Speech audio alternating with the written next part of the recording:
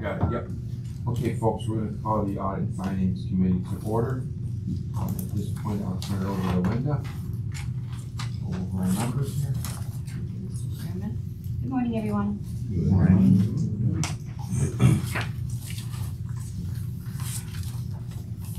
For our statement of revenue and expenditures, after 10 months ending January 31st, we have a $5.9 million gain. Our operating revenues are 3% over budget and 9% over prior year and 13% over fiscal year 22.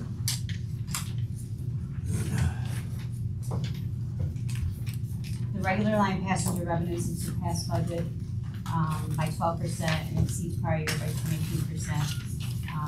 Currently, the fixed route and paratransit ridership continue to trend positively over prior year with a 13% and 17% increase respectively. Pass sales continue to outperform both budget and prior year, and these trends are driven by our increase in ticket vending machine sales, passes purchased through medical answering services. Special line is in line with budget, 3% over prior year, and the advertising and other are exceeding budget by 4% and prior year by 6%, and that's due to the favorable performance of the RTC parking lot.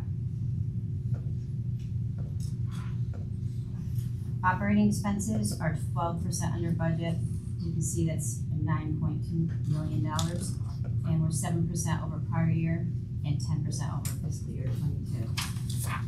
The trends within each expense line are the same as they've been most of this fiscal year, so I'm not going to go into a lot of detail on that.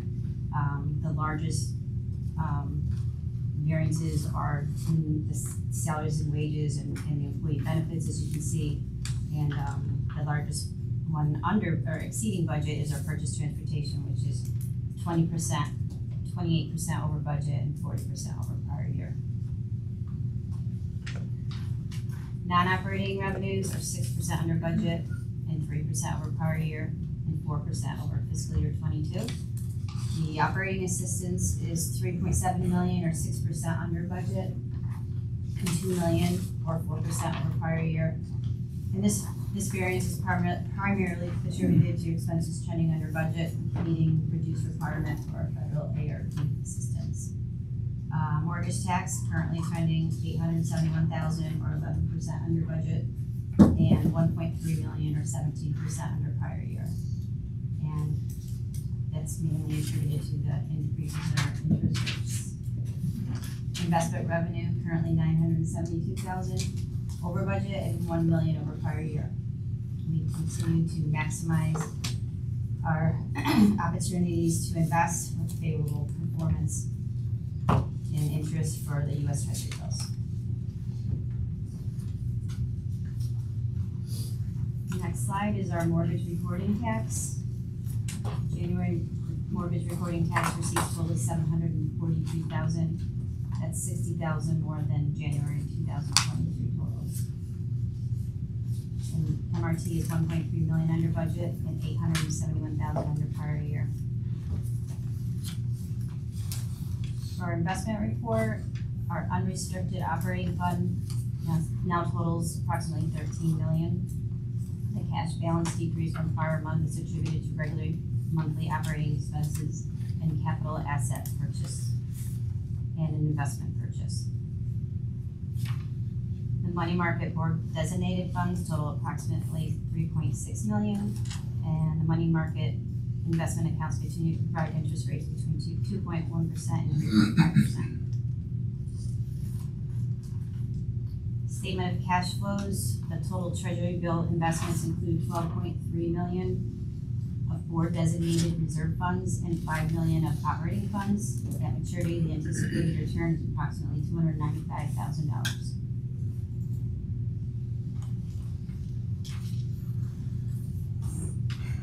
As of January 31st, the total unrestricted cash balance is approximately $14.8 million. We received $1.5 million from operations in MRT and an additional $4.5 million in federal and state reimbursement funds. These funds were expended in prior months and for capital purchases and operating assistance. We expended $6.5 million on daily operational needs and capital asset purchases.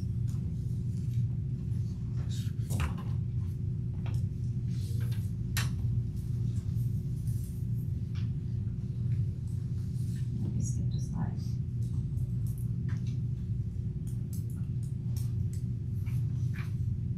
Hang on, I have one more slide I want to show you. I don't know how I skipped over it. We like to, a couple times a year, show you our expenses by month. Or by, I'm sorry, not by month, but by company. Here it is. So this statement of revenues and expenditures breaks out the expenses by company. So you have the total consolidated in the green, you have the authority, which has the largest gain, and that's due to the MRT. And you have the ITC, CNY Centro, Centro Cuga, Sego, Colibus. It's just good for you guys to see this, you know, a couple times a year. You see everything on a consolidated basis. But as you can see, some of the companies do have deficits. Parking companies doing well at this time. Any questions on these statements? Pretty healthy, very healthy.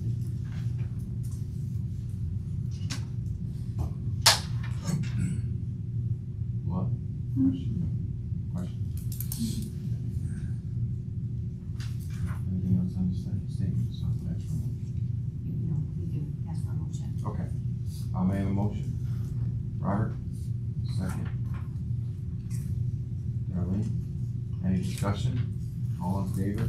Aye. Okay, very good. Moving on, we're gonna have Jackie give us an update on the pension benefit increase for UPS. Good morning, everyone. So I'm here to present the Utica Transit Pension Plan increase. If you remember, the board of members approved an indexing mechanism years ago that increases the benefit based upon the CPI. So this past year, the CPI was 3.8%. The mechanism that we put in place is that an employee or the benefit plan would receive no less than 1% and no more than 3% would be the maximum. So based upon the CPI this year of 3.8%, we're asking for the benefits to be a 3% increase to that plan. The current benefit is $72.85 per year of service. With a 3% increase, the benefit would increase to $75.04 per year of service. So I would just need a motion from the board of members to approve that. Yes? Oh, I thought you were asking. Oh, I thought you had a Yeah. question, I'm sorry. Oh, affordable and everything, no problem there. Okay, any questions for Jackie? I have a motion, Tina, second. Darlene, any discussion? All in favor? Aye. Okay, Thank thanks, you. Jackie. Okay, Chris. We have a resolution 3A on the sedan and lift equipped vehicle service. Chris. Thank you, Mr. Chairman. Good morning, everyone. This resolution is for sedan and lift equipped vehicle services. The contract will be paid for using operating funds. The invitation for bid was publicly let on November 15th. 21 vendors were invited, 4 of which were minority and women-owned business enterprises. In total, 7 bid packages were downloaded. On December 12th, 2 bids were received, with the lowest responsible bidder being Blue Chip Transportation. A full waiver for MWBE participation has been approved by New York State Empire Development.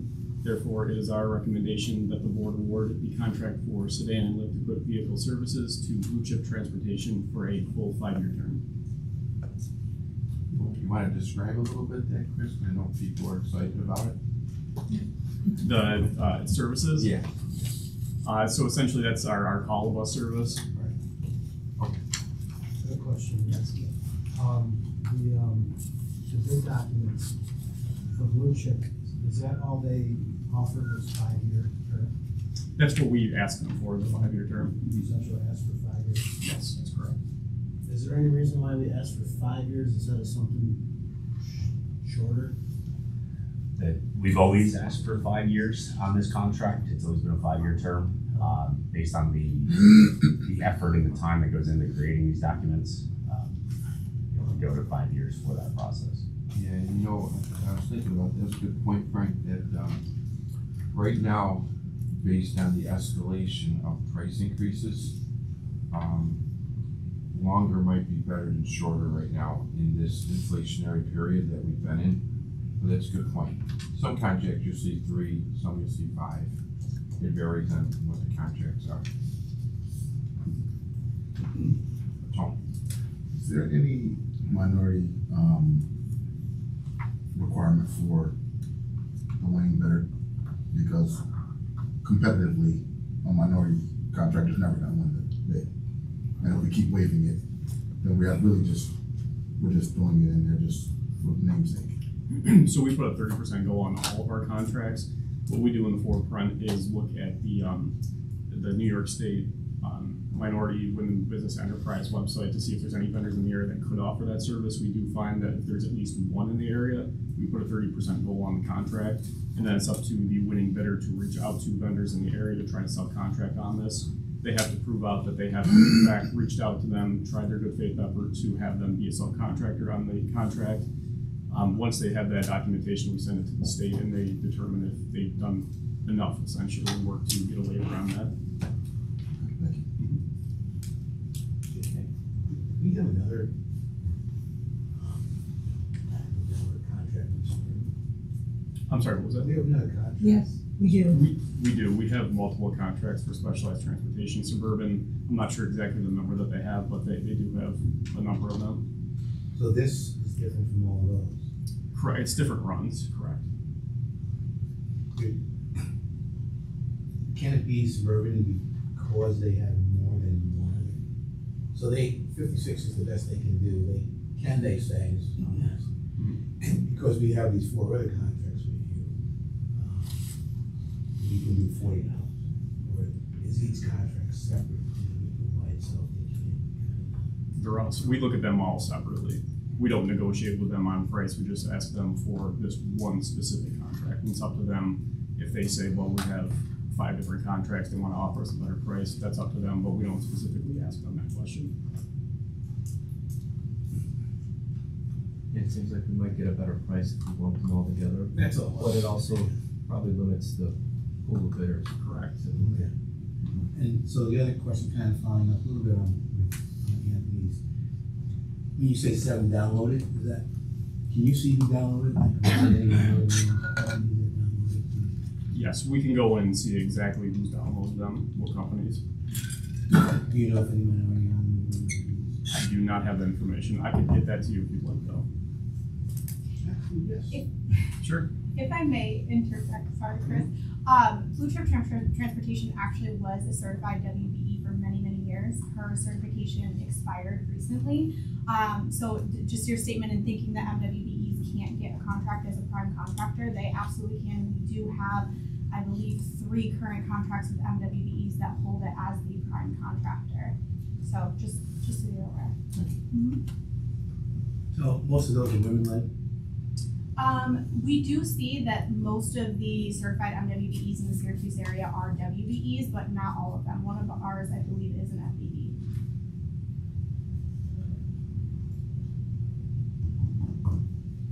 Any other questions? That's a good conversation. Have a motion. Darlene, second. Monty, any discussion? All in favor? Aye.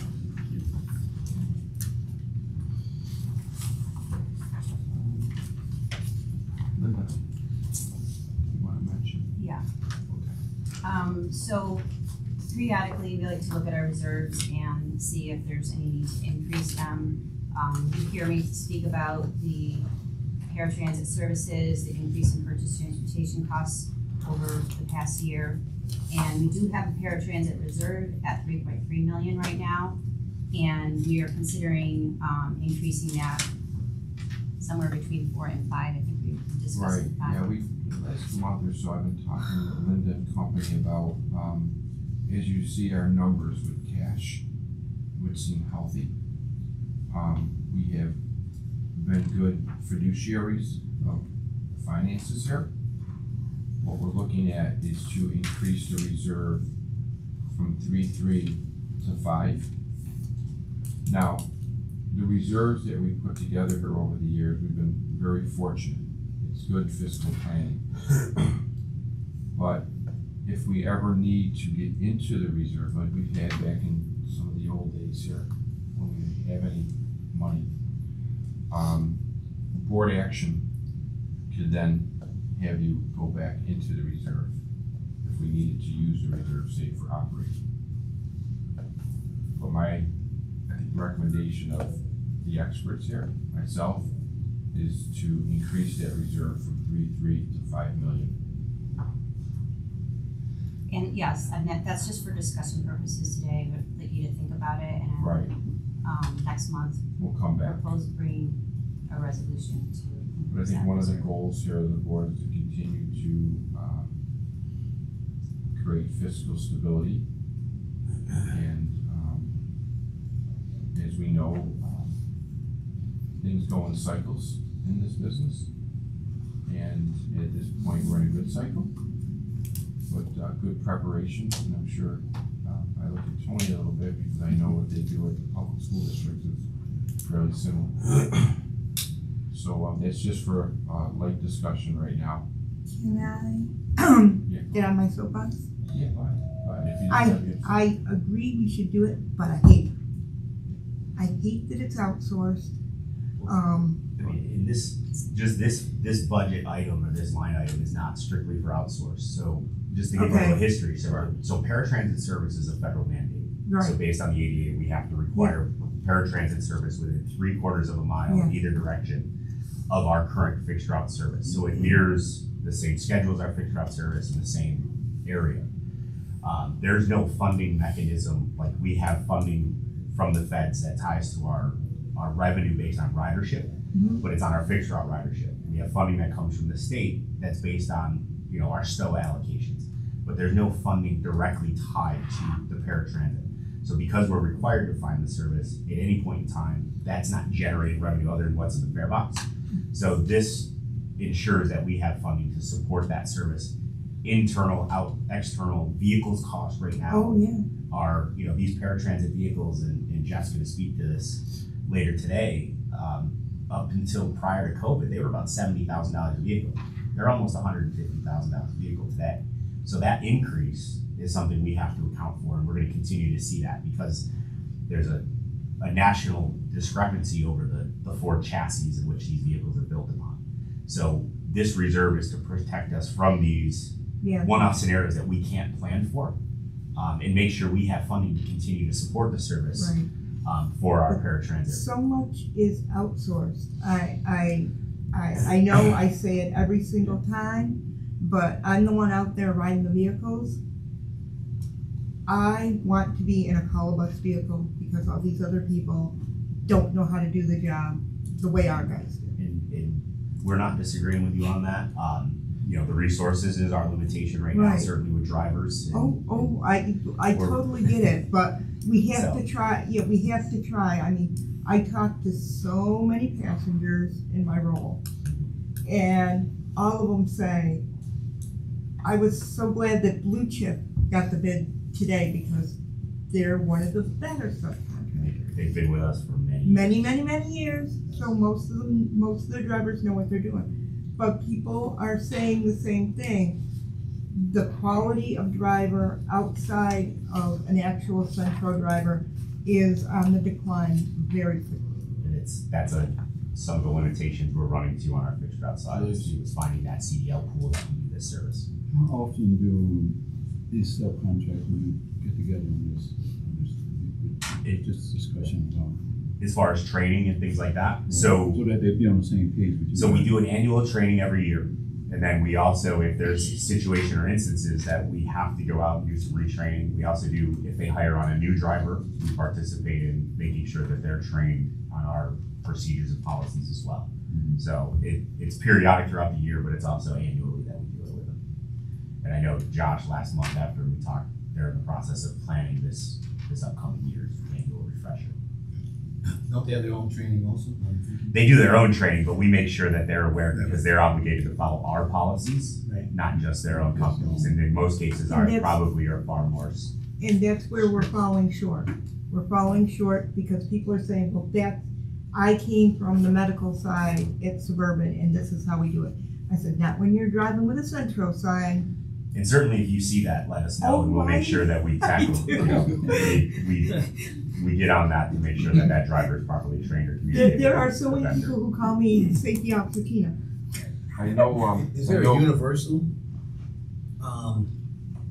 training policy, so they don't got 15 different ways of which? We train them the Centro way when we do the annual refreshes and they come in. So we train them that way. Now, to Tina's point, some of these drivers they drive like, some of our contractors have medical contracts that's Right. separate from us, so they drive for different agencies and then they overlap when they're available, they drive for us. Right. So in her case, they're saying I'm trained differently and it's more negligence on the driver's side, but we do a full trainer. Everybody's trained the same from the Centro. And I say, I don't care. You're in a vehicle that's got a Centro Call of Us sticker on the side. You're doing it this way. And I know Chris is looking into too, so maybe some increased communication and interaction, so I know he's working on that. And I've heard that perhaps Letty's position will be filled We're working on that right now, is dedicating a supervisor strictly to paratransit services, yes. because when Letty was around, nobody messed her. Nobody messed her. Yep. Loved that woman to death. Yes. Sad to see her go. Yes. And the other important feature we have to keep in mind, I know the contracts say they're liable if they screw up. We talked about that, but we've got the deep pockets, so we could get involved in litigation. Certainly. And it's a liability. That's why I try to document everything that I say and see and do on the subcontractors, because if they're being advised and I show, they see my ID, I said, I'm a Centro, I'm somehow connected to Centro. So that this is getting, it's getting stacked up. I try to, if it's something really minor and they're like, oh, I didn't know, but if they get argumentative with me, I definitely report it. But, at least it's documented, this person, I told this person how it's supposed to be done, and they were argumentative, so that if something does happen, we have that in a record somewhere, and we can push the liability back to them. Excellent. I try to protect us as No, much as I think- can. Well, you know what, you're in the trench, so I think what you bring forward it educates all of us. And I agree with you, I wish we had more drivers, you gotta find these people, I think the global, there's gotta be somewhere where everyone's coming from the same script. And from a state mandate, or, it just, to me, that would make more sense. Because part of me would have a problem with you telling me how to do my job, and you just write it. And I understand where you're coming Yeah. from, I'm just saying from the driver's point of view, who are you? Well, because And again, I Yeah. understand where you're coming from, Everybody's and what right you're all the time. saying. It's a safety thing, if they're not strapping my chair down right, I'm gonna let you know. I'm not disagreeing with any of that. Yeah. I'm just saying, I would just think there'd be kind of one mandate for everyone, here's what we need to follow. And the company can step it up if they choose to, but there's gotta be a baseline overall doing the same thing. Okay. Any other business in hand? No, that concludes everything. Okay, Mayor. we'll take 5 minutes, that concludes our items, thank you. Thank you. I hate to leave it.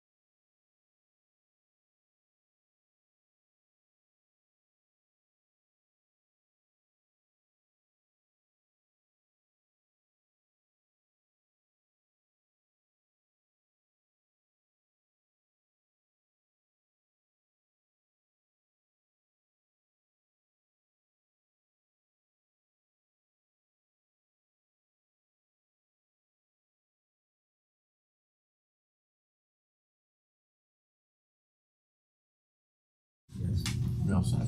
Okay, welcome to our board meeting today.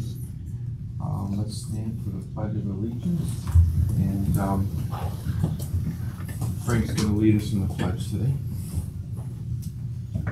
Allegiance to the flag of the United States of America and to the republic for which it stands, one nation, under God, indivisible, with liberty and justice for all.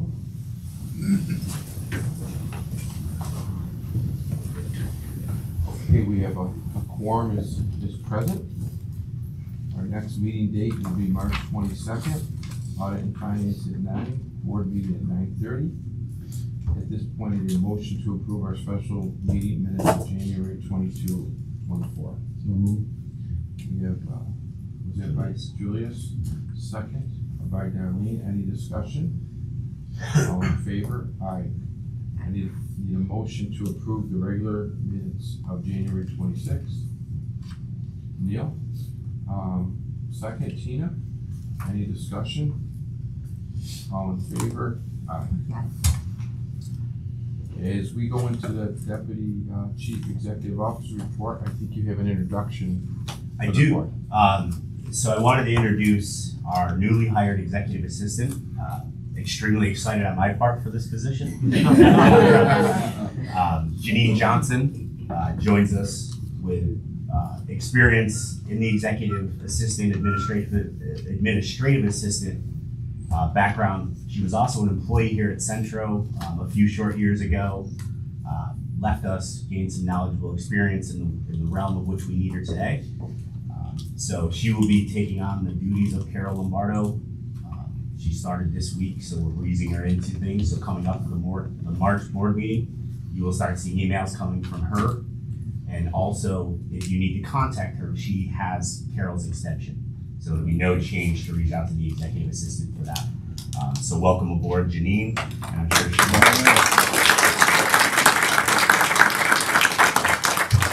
We got a good bunch of people, and we're happy to have you on board. Thank you so much. Yeah, she's already hit the ground running and excited to be part of the team. So You're happy. we're happy to have her. I've already turned to my right and handed her something. So. Okay, very good. Chris. Thank you, Mr. Chairman, and good morning, everybody. Certainly been a busy month.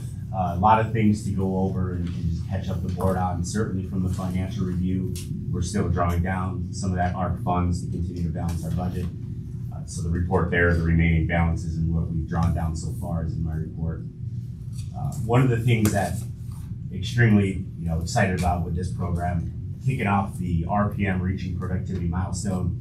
So in January, the end of January, beginning of February, the executive team traveled to all of our locations to interact and represent awards and presentations for not only the quarterly award winners for the end of 2023, but also the annual award winners for 2023. So the awards we presented, certainly the annual awards, but also make up a Rookie of the Year for both operator and maintenance, which is individuals that have been here at least 9 months, but less than 2 years. And then we also provide an operator and maintenance employee of the year, which is for individuals that have exceeded that 2-year window. Those milestones, to achieve those, are part of our quarterly award winners that have to meet 4 criteria, essentially 5 criteria for hours worked: no accidents, no complaints, no discipline, and no attendance issues. So all of the award winners have exceeded that for all quarters, all 4 criteria that have met that. So we recognized our quarterly award winners in Syracuse. For our maintenance employee of the quarter was Pete Moiko. So he is a service or cleaner on our night shift. He's actually responsible for cleaning and maintaining our paratransit vehicles and our paratransit fleet. So he does an exceptional job taking care of that. And then we also, our operator of the quarter was Danny Grace, who's here in Syracuse, who you also know is. Yes, he is one of our finest call bus drivers who keeps telling me he's going to retire. He is. So he has officially announced that he is retiring this year. And I'm trying to figure out how to hold him for ransom. If you can figure that out, please let us know. So he is retiring this year. I think I can't remember if it's May or yes, April. So, but he was our operator of the quarter for the last year of 2024. Also, as I mentioned during this program, we announced our annual Safe Driving Award. So we had 153 operators last year that had no accidents. Wow. So we recognized them during this event, and we actually was 30. It was 55 for their third year straight. So 55 individuals have gone 3 consecutive years with no accidents. So great accomplishments, great feats that the amount of time and miles they spent out on the road to not have any accidents. And with the weather, that too. So extremely proud of them. And then looking at the annual award winners, so our Rookie of the Year for maintenance is again the individual that's been here 9 months, not more than 2 years. And we did that range to make sure, because we hire individuals periodically at different times throughout the year, they may not get a full calendar year. So we've added the 9 months to 2 years. This individual is out of Utica as a maintenance employee there that hit the ground running. The staff spoke highly of him when we were considering who to appoint this to when we look at the statistics. So we have with us today David Rudolph, who is the Rookie Maintenance Employee of the Year for Central.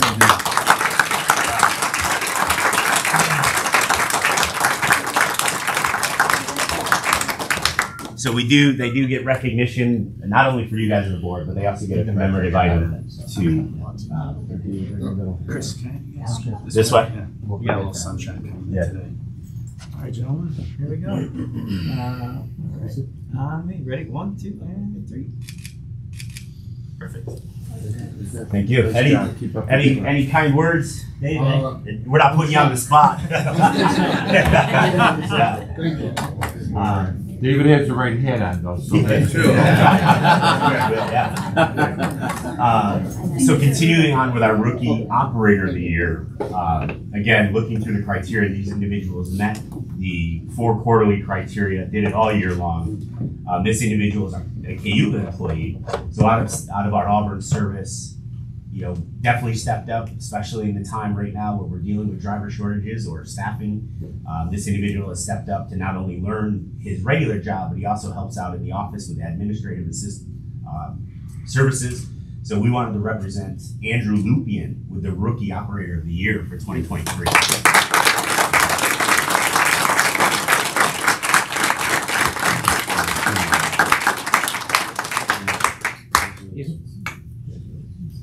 Thank you. One more photo, Andrew. All right, ready, gentlemen? 1, 2, and 3. Perfect. Thank you.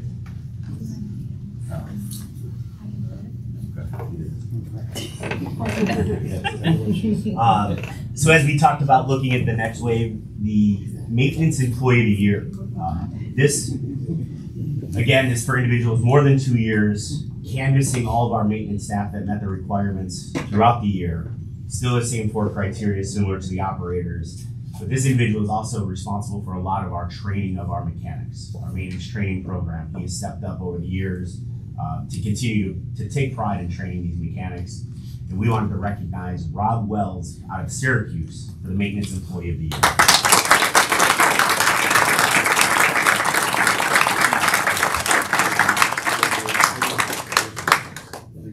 No, thank you. We appreciate you coming in. He's on vacation this weekend. The sun is shining. Can't wait to get back out. Here we go. I'm supposed to be no something different. Good job. I'd just like to thank everybody involved who was involved with selecting me for this award. It's an honor to be recognized for the work that I do here at Central. Real quick, I'd also like to thank my lovely wife of 36 years of marriage, who I have a good support system at home. She puts up with my crazy hours and last minute shift changes. Everybody knows that if you have a good, solid personal life at home, you can come to work and concentrate on things you got going on at work. So again, thank you to everybody who selected me for this, and thank you to my wife. And one more thing I want to say real quick, I know you guys got a schedule here. This RPN program, I watched it grow. It started off with something really small. I think it's a great thing. I get to meet all you people. Come to this room. I've never been up here before. I train a lot of people, and they go through a lot of hands-on training. It's very fast-paced, a lot of testing. They're doing a lot of dangerous things, a lot of things that make them nervous. At the end of the day, when they say, see you tomorrow, I can tell they're discouraged. And I say, I'll see you tomorrow. By the way, you did a great job today. Just that little bit, they come the next day, and they're ready to tackle on the next thing. So this RPM program does that, and I think it's a great thing.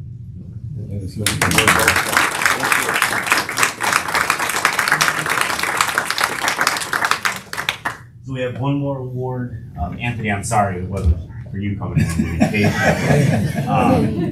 The last award is the Operator of the Year award. This individual is out of Utica.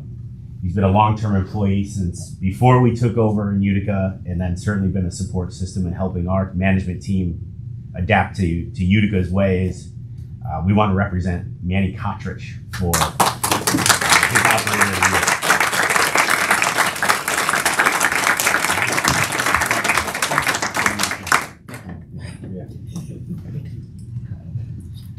I'll have you shift down just a little bit.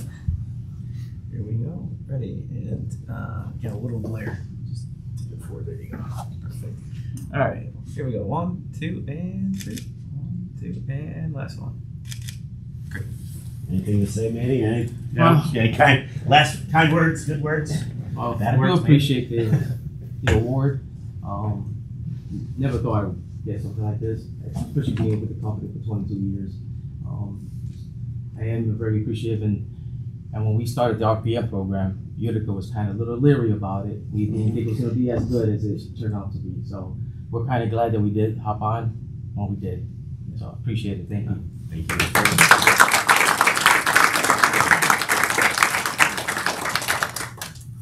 you. And congratulations to all of our winners that have met annual Safe Driving Mile Marker Awards and achievements throughout the year in different quarters. Continuing on to, go ahead. Sorry, Mike. First of all, Utica was leery about joining the story back in 2005. Nothing's changed about this. But I think on behalf of the board here, these are the meetings that really make our day. When we can, acknowledge and represent the folks that are really pushing the service out there, dealing with the challenges. There's a lot of challenges out there. It is. And I know this. My father-in-law was a bus operator, so I understand. I heard what was going on at the Sunday table. So everybody has done a wonderful job here with the staff under the leadership team here. The board is very excited to have these type of awards and to acknowledge, because you folks make Central. That's who makes Central. We're here, we govern. You guys are out there doing what you need to do. Frank, from your perspective, a couple words? Well, just to add to what Wells was saying, this RPM is a way to tell the employees, good job, and I think for a while we didn't have that, or we did and we lost it, and one of the other things we got back was the Christmas party, and that's big for morale. And since we brought this stuff in, I've seen the morale come up, and I've seen a better relationship with management and the employees, and I think it's great. And it helps people feel better about where they work and the job they're doing for themselves and for their families. And I think we should just keep it up. I think not only do they need a round of applause, but this whole company is doing a lot better, I think, over the years. And the one thing I think these days, it's you don't see it on a resume, or you don't see it in somebody's bio. It's the word passion. I think passion is something that all of you have. Okay, and that's really, as things change in different generations, sometimes I wonder, are we losing it? But this, to me, shows that we're holding on to it. Thank you. Julius. I just want to commend you guys for what you're doing. I'm learning a lot of the system now, sometimes maybe, and I made it a habit I was doing it this year, riding on the bus with the drivers to see what they go through. It's amazing when I sit there and see all of the things that they are going through on the driver, some of the abuse that they have to put up with and stuff like that. Even though the sign saying that you do something to the driver, you got 7 years, stuff like that. Some people don't care. Sometimes they spit on the sign or something like that. These drivers have to take all this abuse and stuff like that. Right. Because they're the one that giving us safety on that bus. Right now, I'm retired, but I ride the bus. And I'm glad that this program is coming. Very good. Chris? All right. So the legislative process has been ongoing. Steve and I spent quite a bit of time with our elected officials here locally and also in our surrounding counties. So we met with Assemblyman Sturpey, Assemblyman Menendez, and then Senator Mannion. We have a meeting with Assemblywoman Hunter next week to give her an update on our budget. The chairman and I also met with Senator Griffo out in Utica about 2 weeks ago. We had a great meeting and certainly wanted to get him caught up on some of the service changes that were going on in Rome. Also make sure we highlight our budget ask. During that same time period, Steve and I participated in the NIPTA Executive Board meeting down in Albany. This was a meeting that convened all of the transit agencies as part of NIPTA to participate in the board meeting to discuss future conference dates, locations, talk about our Transit Awareness Day, which took place on February 6th. Through the executive board meeting, there's a discussion about moving the NIPTA conference across the state. I know some of our senior employees and senior board members may remember in the past, probably early 2000s, the NIPTA conference, they had a spring and a fall conference. We hosted the spring conference in I think 2005 or 6. Since then, they've consolidated the two, but now they want to get the conference back out on the road, traveling across the state. So this year it's in Buffalo. Next year it's probably going to be back in Albany. But they're putting an RFP out on the street right now to potentially bring the 2027 conference here to Syracuse or the 2030 conference. So they're going to rotate between upstate, Albany, and then downstate.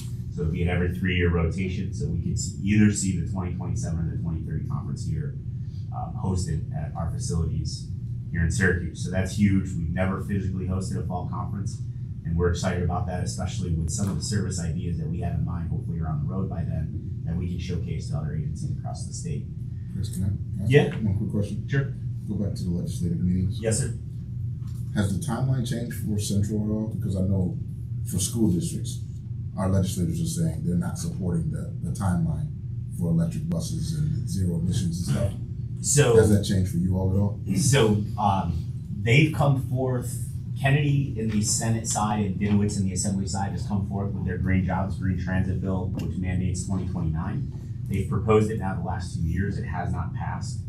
So that date, we don't have a strict date in line for us. There is a date the governor signed for 2035 for our non-revenue vehicles, our supervisor cars and things like that. But we're looking to work with our legislators to create a consortium working group that brings together the transit agencies, the bus manufacturers, the legislators and policymakers to try to define a program that makes sense. So in the last month, in the last couple months of 2023, we've lost 2 major bus manufacturers that are heavy into the zero emissions market. One being a hydrogen fuel cell, one of the 2 only hydrogen fuel cell bus manufacturers in the country, which is zero emissions. So one is out of the business now, and then Proterra, who was a battery electric bus vehicle manufacturer, filed bankruptcy. So we're seeing individuals that got into this market are now getting out of it. So that only puts further constraints on the bus manufacturers. So there's only 2 bus manufacturers in the country doing battery electric vehicles, and 1 now left doing hydrogen fuel cell. Nova Bus, that was north of us, also pulled out of the US market at the end of 2023. So we're limited on resources, so we're concerned by putting policy in play that we are not going to be able to meet that mandate. So let's do it in a smart, concise way to get there, and how can we get there effectively? And certainly we've done our part to apply for several grant opportunities to try to bring hydrogen fuel cell technology here to Syracuse, test it in the market, let our mechanics and union folks drive them, see how they work. Do they meet our demand? You know, can we provide the school district service like we do and continue to provide service all day long for an SU event? So we want to see that technology. We're working on that. We've applied for a LODO grant the last 2 years, and we're not successful in receiving an award because of our investment in CNG. So for 30 years, we've been near zero. But we score well on the application, but we don't score well on the replacement because they want to replace diesels, not CNGs. So we're looking at alternative grant opportunities, and then we're actually going to apply again for a low-no this year that's due in April. So we're providing that, but that date, we don't have a firm date yet, but we're trying to work on how we can make it a date that makes sense. Understood. Thank you. And they support that. You know, Assemblyman Magarelli understands our concerns. So Do those initiatives impact your passenger fleet, your light duty fleet, supervisors, vehicles, things like that? So we have, Caitlin, if I misspeak, certainly jump in, but the governor's requirement was by 2035, our vehicles have to be zero emissions. So we're looking at exploring what opportunities are out there for us that make sense. Is it a hybrid vehicle to start? Is it full on electric? Do we try a little bit of each and see where it goes? Currently, our vehicles are 5-year useful life vehicles. So we have some time before that 2035 date to work through what vehicles are available. But we're also seeing some of those vehicles may not be the best requirement, or they may not be Buy America in some cases if we're using federal funds and things like that. So we're evaluating that, but it could impact that fleet, yes. Not Julie. Chris, also in your report, you're gonna give an update of what's happening at the hub when we had the meeting at the hub, I think, last week? Oh, the equity. Yeah. Yeah, we certainly can. As part of the legislative meetings, we hosted, or the equity group hosted a press conference down at the hub to show support for our legislative ask and the importance of equity in transit, not only for fiscal equity, but also, you know, our disabled community and our regular ridership. So it was, I don't know, I think there was 5 or 6 guest speakers. Julius was one of them to represent, you know, the community and the organizations and our stakeholders in the community to ask and continue to push for the support for transit. That supports our ask. Certainly that we appreciate the governor's ask or presentation of the 5.4% still increase, but still support our 15% increase to continue to move the Central forward. So, and we thank you for that, and thank you for, Agnes was part of that committee, Phil Preen was there, and Onondaga County Legislator Maurice Brown was also part of that committee. The NIPA Executive Board met, as I just talked about, Transit Awareness Day, where Steve and I got our steps in the Legislative Office Building and the State Capitol meeting with legislators and asking for our still increase. The City of Rome on February 9th, Chairman Leno, Steve Cagle, Brent, and myself met with the new mayor, Jeffrey Lanigan, in the City of Rome to give him an update, welcome and introduce him, but also give him an update on our Rome service that we'll talk about later today with Steve. The presentation was well received. He's very excited to see this change and to see the success in how that's going to look. Also, we met with the governor, you know, down in Herkimer County with Chairman Leno at Herkimer Community College. We participated in a governor's event where she announced her budget presentation and initiatives for Mohawk Valley. And she also presented some downtown revitalization funds there. And then one last thing I have to bring up for our PTAS, so our Public Transit Agency Safety Plan. You guys approved that back in December.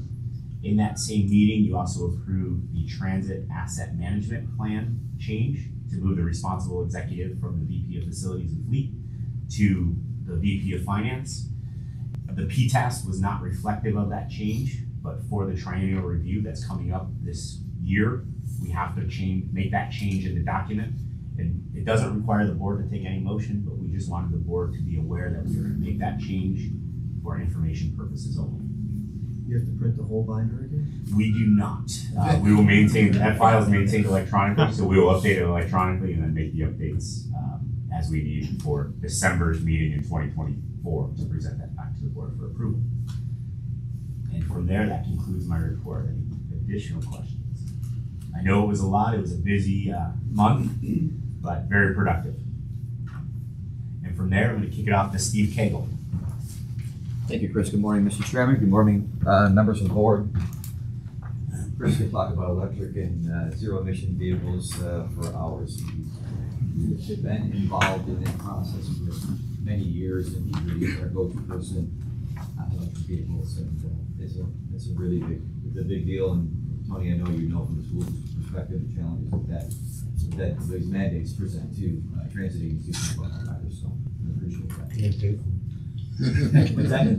You're gonna pay for it. Yeah, exactly. So I'd like to begin with a little bit of update on ridership. Ridership continues to trend positively. We're up again about 10% over the month across the system.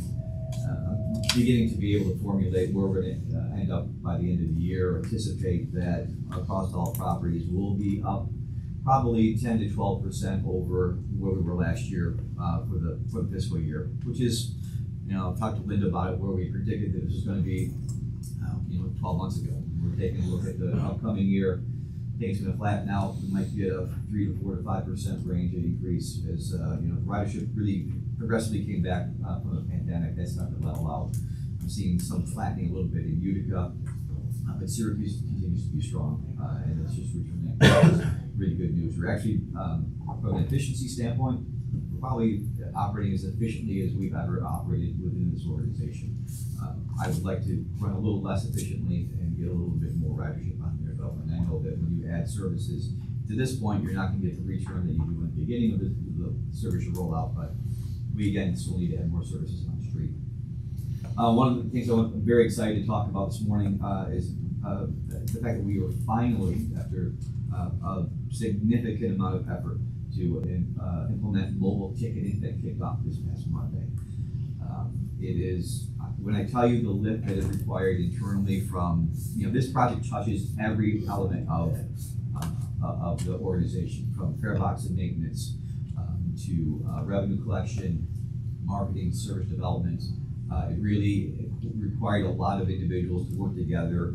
We had some challenges that were presented by our vendor and some of the issues of compatibility that we had to work through, but we kicked it off on Monday. In the first 4 days, we've had more than 375 accounts that have been created. That is many more than I anticipated. I thought really in the first week, if we got 30, 35 accounts created, I'd be happy. We're like almost 10 times that, so that's great. We've seen ridership usage with mobile ticketing in all of our service areas. Syracuse is leading it, which naturally is because it's the largest service area we have. And we collected about almost $1,000 in the first week of people ordering passes, so that's approximately 1,000 rides. That's very good. It's a really good start. Now that we have safely, without hiccup, roll it out, we're going to be in a little more of an aggressive marketing campaign. It was really a soft rollout to make sure that everything was going to run smoothly. Now we're going to do some heavy promotion of the mobile ticketing. We think this is going to take off. It provides the organization with some efficiencies, with less cashier having to count. The easier it is for our revenue collection department. You're going to reduce conflicts. You're going to probably get more full fares. You have less people who may be short fares. So there's a lot that is really important with mobile ticketing. We can then expand this to some of our agencies, hopefully where maybe the city of Syracuse can use a mobile ticket going forward to be able to ride for free. I know we've been contacted by some other local employers. They're interested in subsidizing bus fare for their employees. So this is a tool in our toolbox that we'll use moving forward. So very excited about that. Steve? Yes. Is there any chance it's ever going to roll out to Calabas? I've had 3 calls this week. Yeah, we're going to find a way that we can do this. The challenge right now is we don't have an electronic fare box in our Calabas fare boxes. It's something that we're looking at how we can. Maybe it's a on-site version where there's a ticket will actually be a moving picture that is a screenshot. It's something we've talked about since the beginning of the rollout. We know we won't like get it to Calabas. It's just we don't have the technology there right now. Okay. All right, but it's on our radar. I figured it was, but I promised I'd ask. I'm actually very excited that you've had people reach out to you about it as well. So that's good news. Yeah, people are excited. Julius? I noticed that when I go down to the hub, the machine for the ticket sometimes is down a lot. Are you all working on that? Because sometimes it's down a lot of times. Yeah, unfortunately when that ticket vending machine goes down, it's not easily repaired. Sometimes it's more often than not it's a software issue, and we have to be able to talk to our vendor and make sure they keep the updates up to date. Mm-hmm. That's been a challenge. I know recently it was down for about 4 4 to 6 weeks. It's now up and running again. It's just, they're a challenge to maintain. I think we just got new update on some of the internal workings of the software on it. Hopefully that will reduce the number of interruptions that we have on it to get a new machine. We've also procured brand new machines. So there'll be a new machine here in Syracuse and a new machine going to Utica. We were just waiting on lead time from the vendor to have those delivered. So there was some lead time on materials to build those units, but they are on order. We're expecting them hopefully anytime now.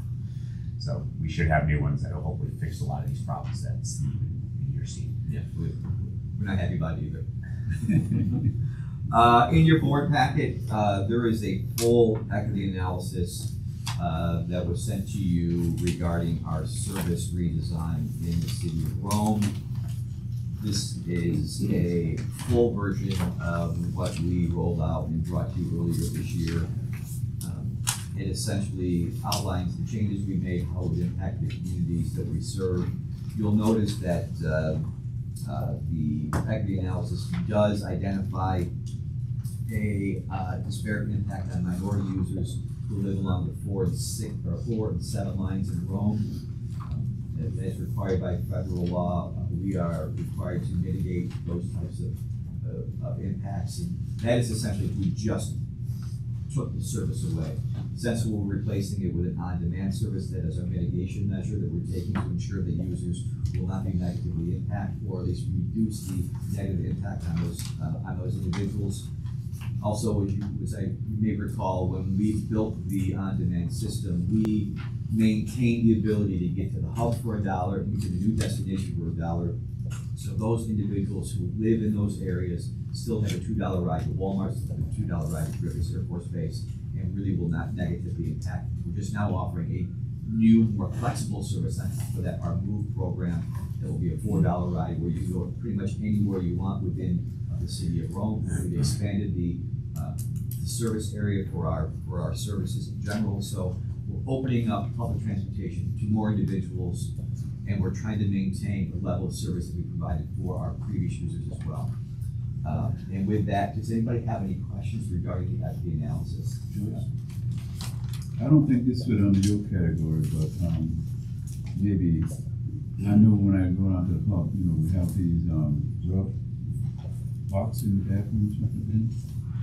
And I ride the bus on Sunday. Sometimes the maintenance person here, people comes in and they do a changing of clothes inside the stall and stuff like that. Sometimes they leave their drugs when they stuff on the floor. And I noticed that and I know you got that box there. How often you check that box?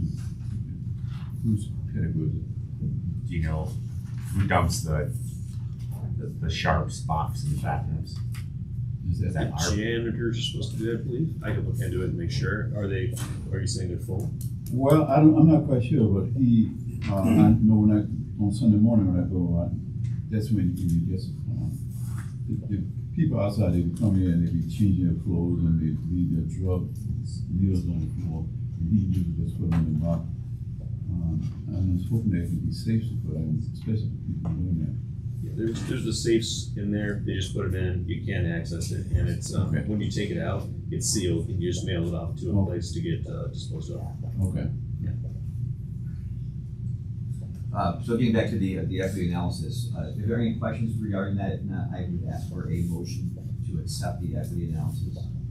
Okay, so may I have a motion, Robert, second, Julius, any discussion? All in favor? And with that, I'm going to turn this over to Brent Dice, who's going to give you an update on our special projects, including where we stand with the rollout of MOVE and also our BRT.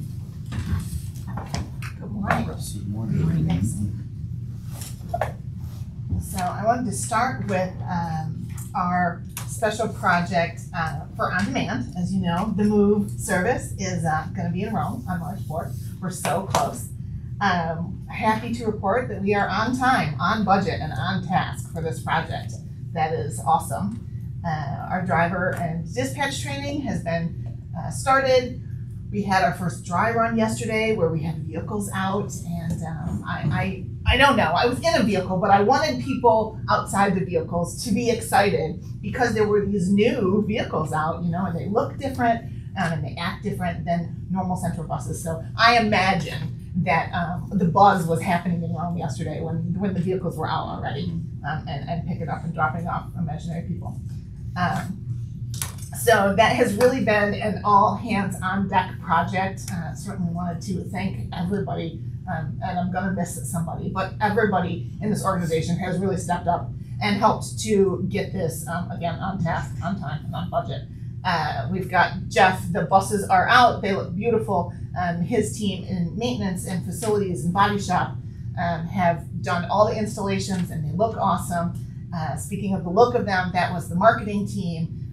Casey and Lynette and Rachel have done an amazing job of the look of these vehicles and all the marketing and communication stuff and the social media and all of the announcements and advertising that we've been doing so far and will continue.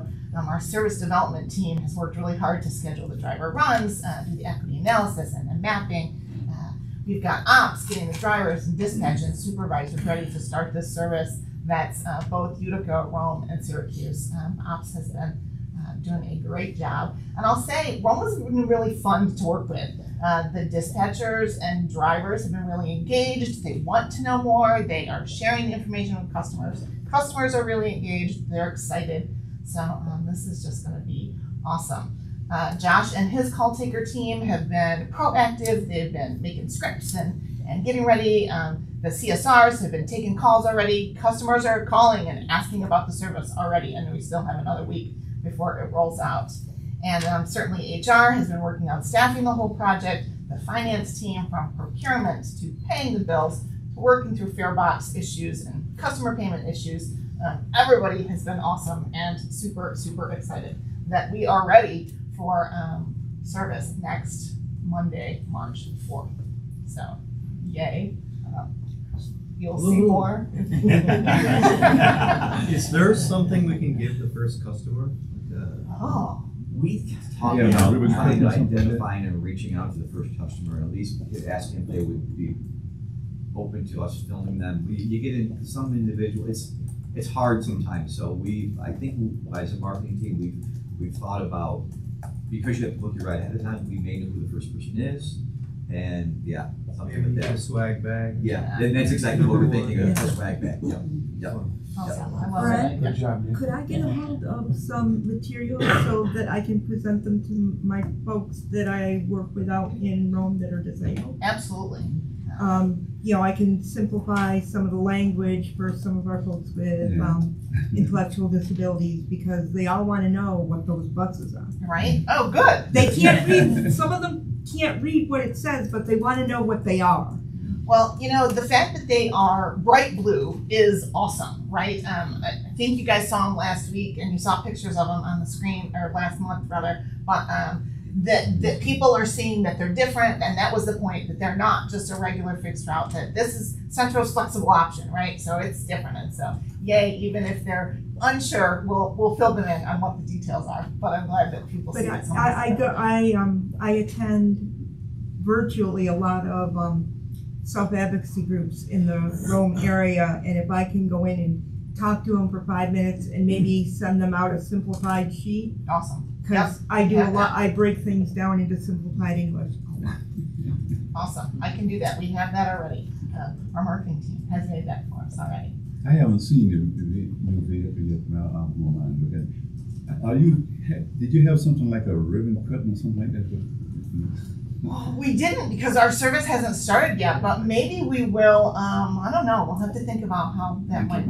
So we're gonna have a group of us in Rome. Right. Okay. So the service will kick off Monday, March 4th at 6 a.m. So we will all be out there in force to get this off the ground and do that. So we haven't fully figured out that day yet. We were in the push to make sure we had everybody trained and get this prepared for that day. But how large is this vehicle? I haven't seen it. So it's actually the same platform as our Call of Us paratransit fleet. So it does have a wheelchair ramp and lift, or a lift on it. It has the wheelchair securements inside of it, so it can be used versatilely between a mobility device individual or a regular passenger. So they are the exact same platform and style. It's just a different theme on the bus. So instead of the white with the 3 stripes, it's a deep blue with a chevron type pattern that says "Move" on the side. So are there any here? No, they're all out. So they're all. I have them all. So yes, so they're all out in Utica and Rome now. And they look better in person than they do on paper. Yes, the blue looks really nice. The pattern and the design from RP looks good. But if we do plan something, we'll let you know too. Yeah, awesome. And I'm glad that you've made them that way because a lot of my folks are going to identify them that way. Yep. Because of Rome State School, and that's where OPWDD is headquartered for this part of the state. That there is quite a few people with intellectual disabilities there, and I want to make sure that they can access it. Great. Awesome. So our task list, I did make a note. We had over 100 tasks on our list, and that was just what I wrote down for us to accomplish. And we're down to less than 10. So we're good and in good shape. So yay. Thank you to the team who made that happen.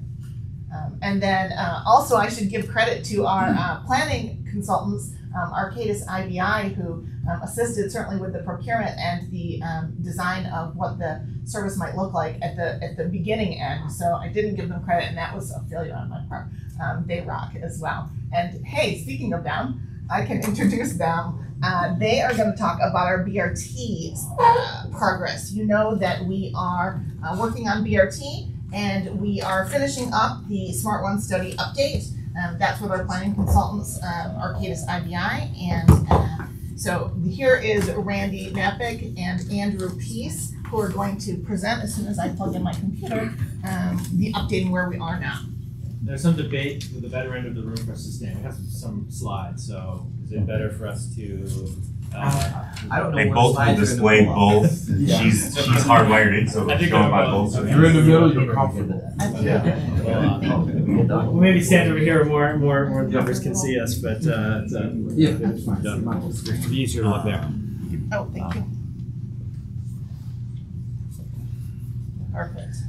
So just by way of introduction, it's been great to work with Brandon, Chris, and the whole team at Centro. Really, I love this organization, love the momentum on so many fronts. Great to see Rome moving, and really excited to talk about the BRT development. Both Andrew and I work on bus rapid transit projects around the country, and try to bring that experience here. Also, Andrew's a local boy; he's a Syracuse native, so he's got great industry experience, and also that added. Pride working in his hometown, so it's been just a really fun partnership overall. So we'll just get going here. We'll just give a few minutes of overview of the refinement of the planning process and where we're headed next. So just in terms of overall BRT goals and objectives, obviously there's a number of things that will directly benefit the riders in the most important corridors within the Syracuse service area. The speed and reliability of service, the frequency and the ability to provide quality all-day service for not only peak hour commute trips, but just meeting basic day-to-day needs for services and education and entertainment. Connecting a number of the core destinations within the region and making sure those are well served by transit, and there's a very logical, intuitive network to tie those together. And also improving the experience of the customer, and whether it's when they're thinking about the trip and they understand, okay, the BRT service represents a high quality service, to what it's like waiting at the stop, to what it's like on board and using technology, and really trying to elevate the level of that experience. And then more broadly, obviously BRT represents an investment and a commitment of transit to neighborhoods and the downtown, and providing work options, providing mobility options, allowing people to build lives around high quality transportation that doesn't require owning and using an automobile, and just how that makes the city and the region a better place to live.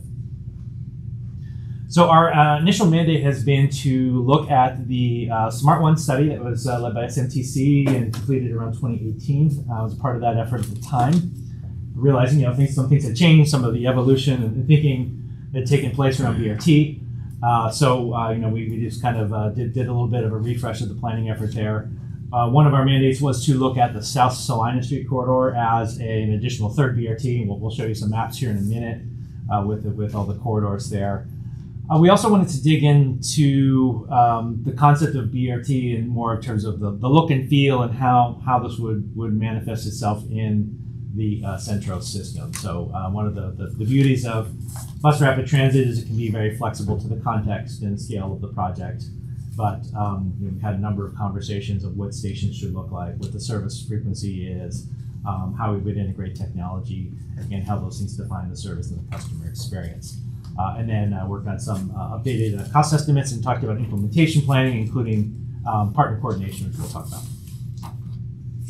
So I'll just introduce Andrew here. He's going to talk about some of the refinements to the corridors themselves. Yeah. I'm sure. Go ahead. Operator. Hi, everyone. Thank you. So, as Randy was explaining, I'm going to show you where we sort of landed here in terms of an updated network plan. So, Randy was explaining how when we started this process, we took a look at the existing conditions and compared and contrasted with the existing conditions analysis that was done as a part of Smart One back in 2018. Wanted to see how things have evolved, how things have changed, if at all, especially considering that the pandemic occurred between 2018 and now, thinking that the mobility environment in general may have changed somewhat. So we took a close look at things and based on our analysis made some changes to the network. So on this screen you can see the Smart One initial BRT plan on the left-hand side and our refinements on the right-hand side, sort of where we landed. So I can kind of point out some things that have jumped out in terms of changes. So on the left-hand side, you can see the Smart One BRT concept consisted of 2 lines, a route from OCC to Eastwood, and another one from the University Hill up to Destiny and the Regional Transportation Center in the north. So if you look at the right-hand side, you can see generally the system's the same, but there are a couple of changes that we can focus on. The primary one is that addition of the South Salina corridor that Randy mentioned. So you can see in the south there's a turquoise colored route that extends from the transit hub down along South Salina Street. So initially the plan was for those 2 routes I mentioned before, but because of various considerations and interest from the community on the south side, we're proposing to add that 3rd corridor along South Salina Street. We took a close look at where that corridor should operate in terms of alignment, but even more importantly, how far south should it extend. So while it originates at the transit hub and extends south on Salina Street, we have the planned terminus being Valley Plaza. And there are a couple of reasons for that. We looked at a couple of options down there, including not only Valley Plaza, but also extending a little further south to Seneca Turnpike, and also even further south than that, down to Green Hills Plaza, closer to Nedrow. Green Hills Plaza really didn't have a huge level of ridership and transit propensity down beyond Valley Plaza, so we didn't see a whole lot of value in bringing the routes that much farther south. And in addition, Seneca Turnpike was an interesting spot because there is a level of ridership there at that intersection, but turning the bus around at that location was something that seemed very challenging. While Valley Plaza already is a major terminal on the south side, it's one of the bigger ridership stops in that area and provides us some flexibility on how to navigate the buses through that area and turn them around. So that's how we landed on Valley Plaza for that route. The stops that we've identified mainly align with key transfer points and also some of the higher ridership stops and try to give the south side a consistent spacing of stops so that people can access that BRT route along South Salina within a quarter-mile walk distance from pretty much wherever they are along that corridor. So that's the South Salina corridor. A couple of changes on the other 2 original corridors as well that I'll point out. So if you look at the bottom left-hand corner of that map on the right, the orange line, how it rotates around OCC. So the initial plan was to have that orange line go up Route 175 and access the campus from the south. We're proposing instead to access the campus from the north side off of Route 173. The reason being is it's a little easier to have the route rotate around that campus loop road from that angle and still serve both sides of the campus. Also forces fewer people to sit through a long layover at one side of the campus or another. It's just a little bit more convenient in terms of rotating the route through there. And then in addition, there are some potential transit ride generators along Route 173, including a couple of the OCC buildings that exist along that street, as well as the apartment complex that basically is right at that north entrance of the campus. So taking advantage of potential all-day ridership related to those facilities could be advantageous, and that's why we're proposing to access the campus from the north instead of the south. A couple other changes to point out. In the far north of the map near Destiny Mall, so if you look at the purple line, initially the plan was to have that line operate up North Salina Street, make its way through the Destiny Mall facility, and then end up at the RTC and terminate there.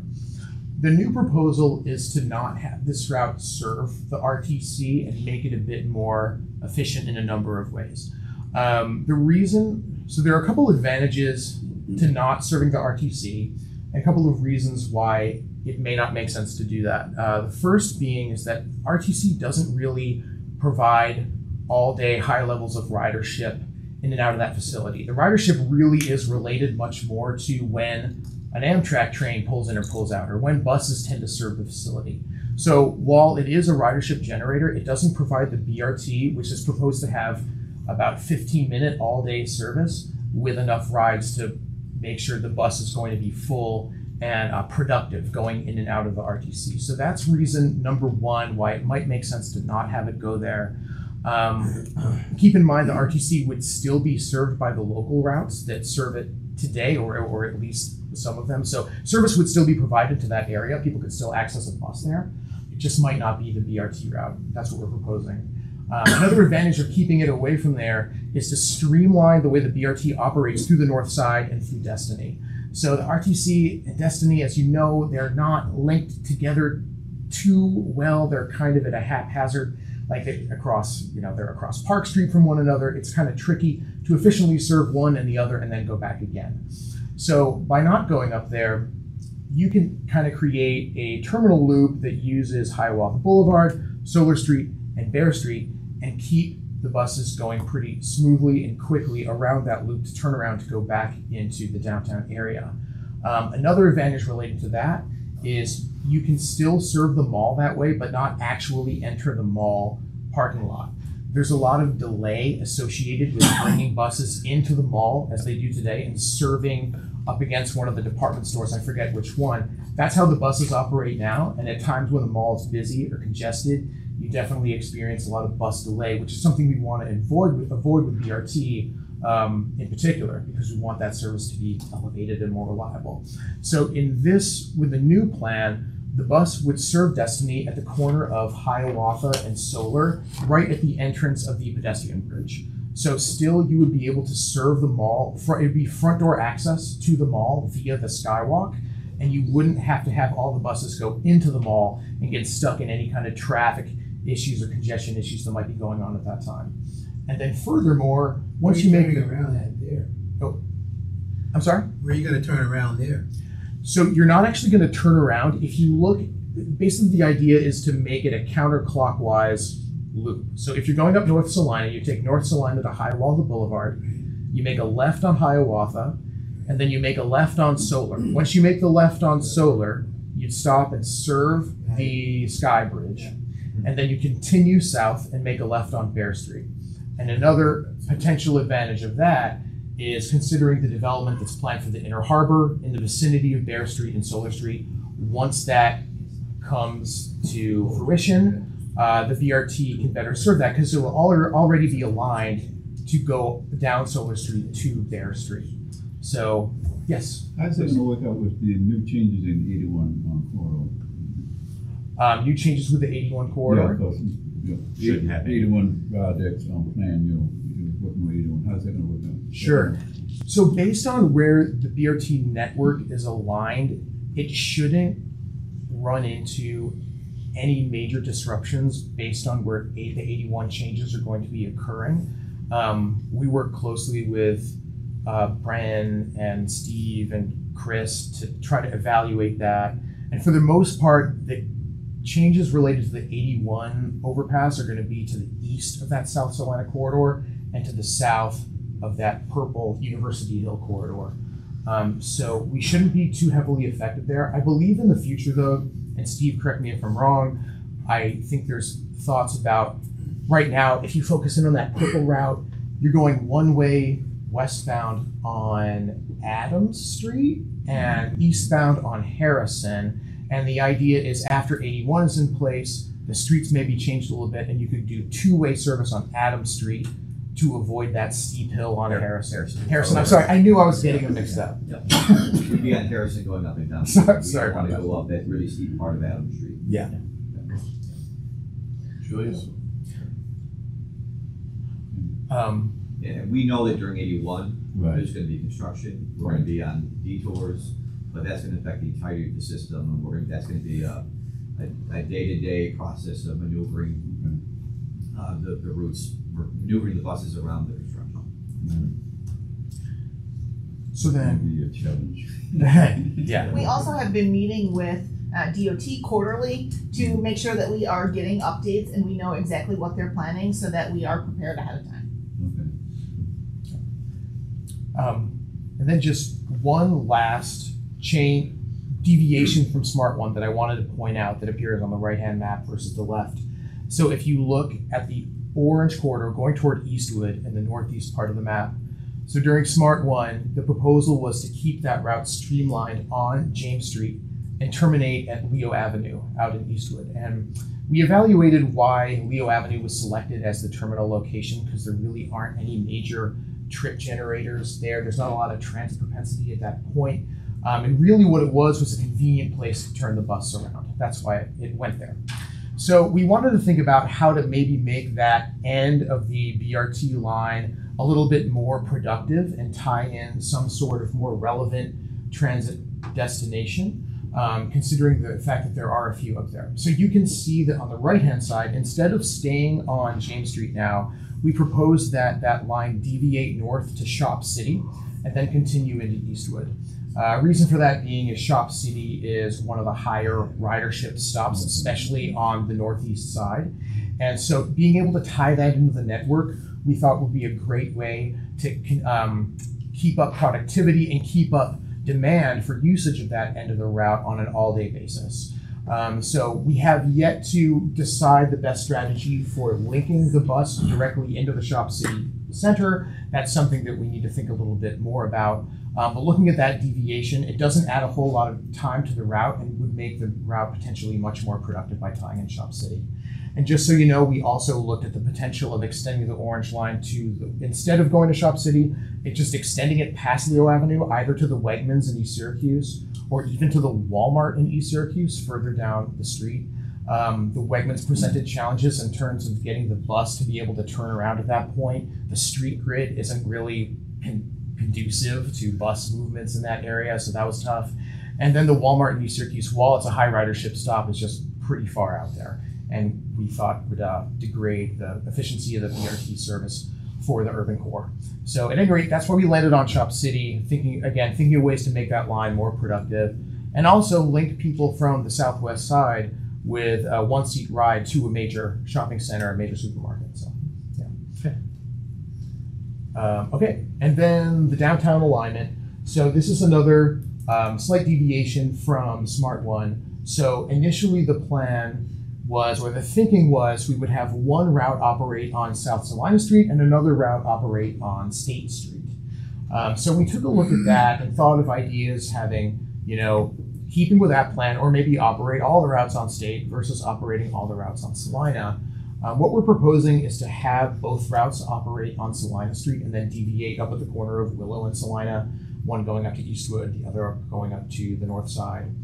And the reason for that is mainly if we focus transit more on one corridor, we sort of get a bigger bang for the buck in terms of our investment in stop infrastructure. So this way we can make a smaller number of upgraded BRT stops along one corridor rather than splitting them up onto two and having a higher level of investment.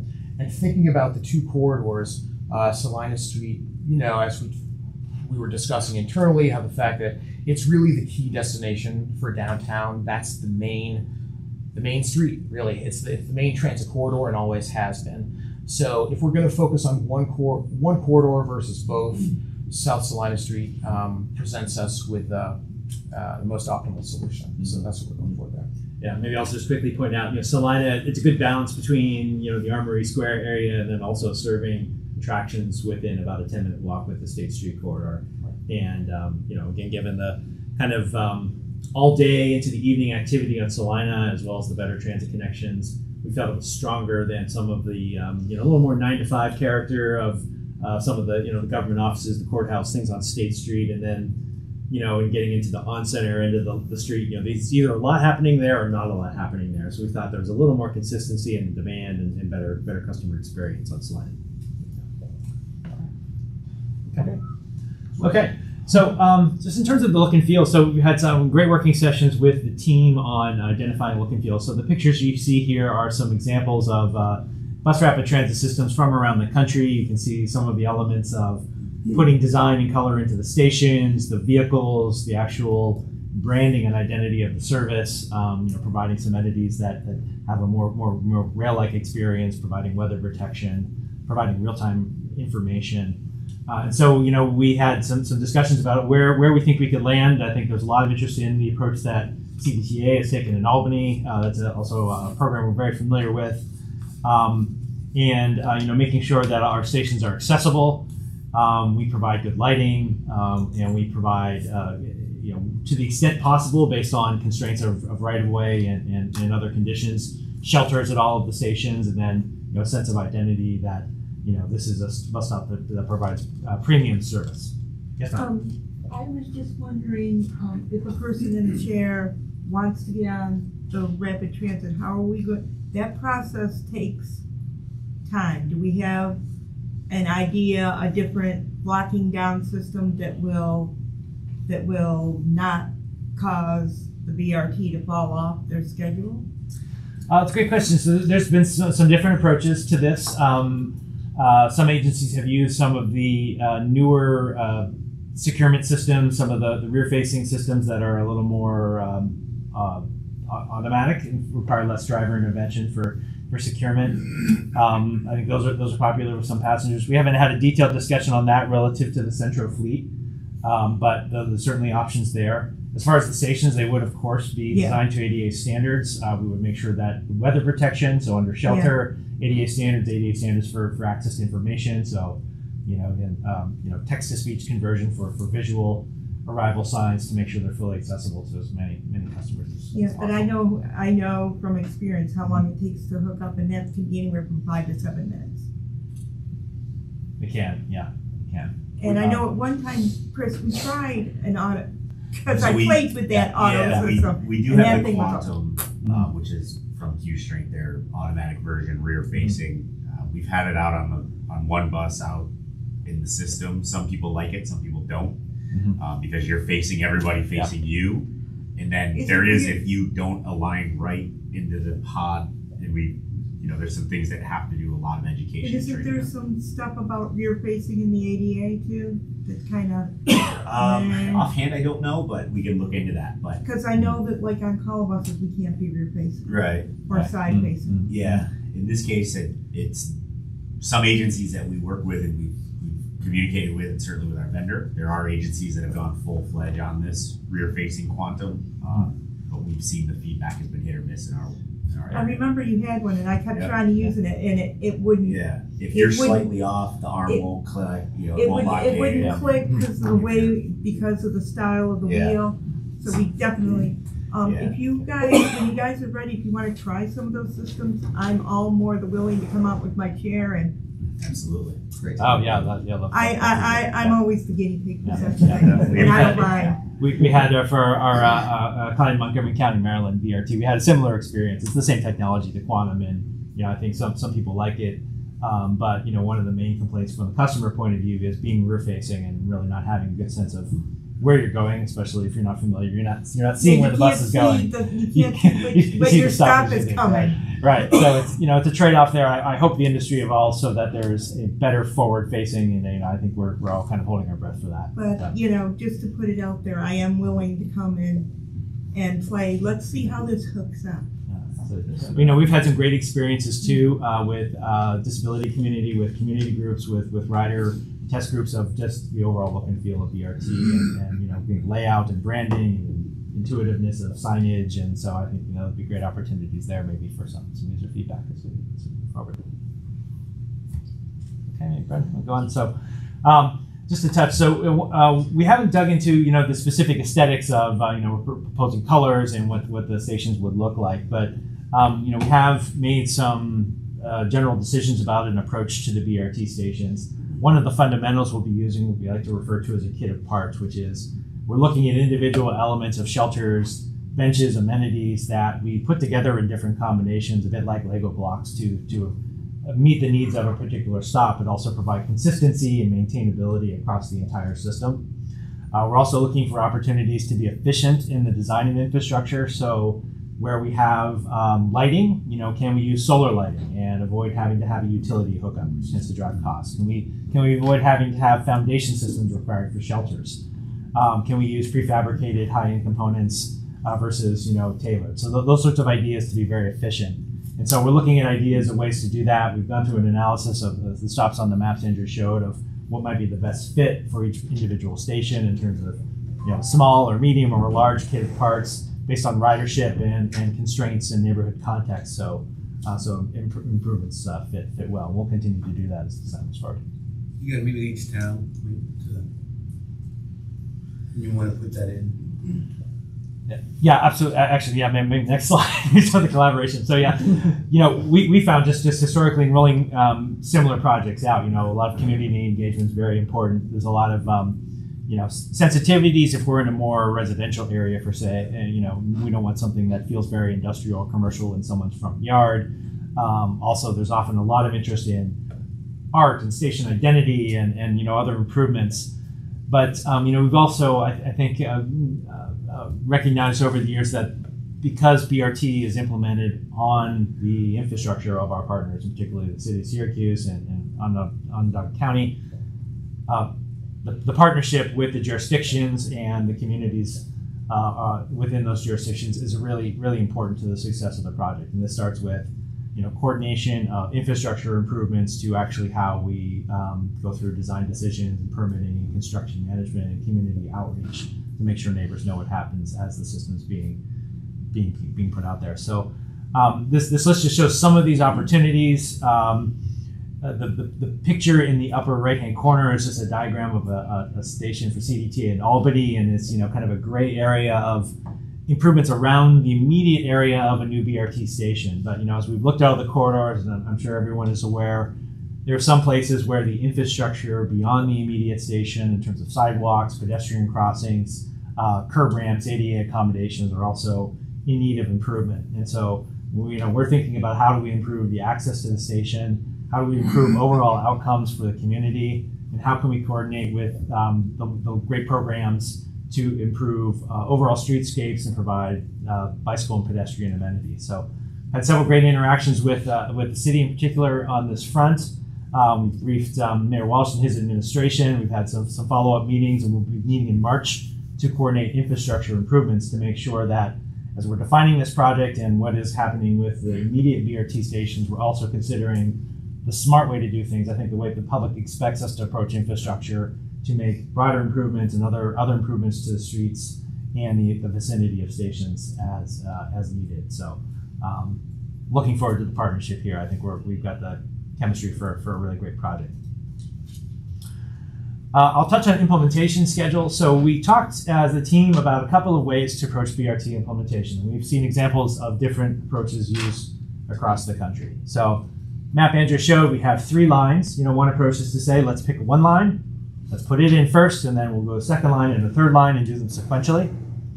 Trade-off there obviously is that we have to pick a winner, an early project, and other corridors are waiting longer.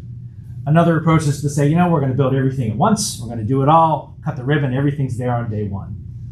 That's also great, but there's other practical constraints in terms of coordinating with city infrastructure projects and dealing with sites that might have a longer lead time. So for example, if we need an easement or there's a property owner coordination, it may take longer to get certain things built.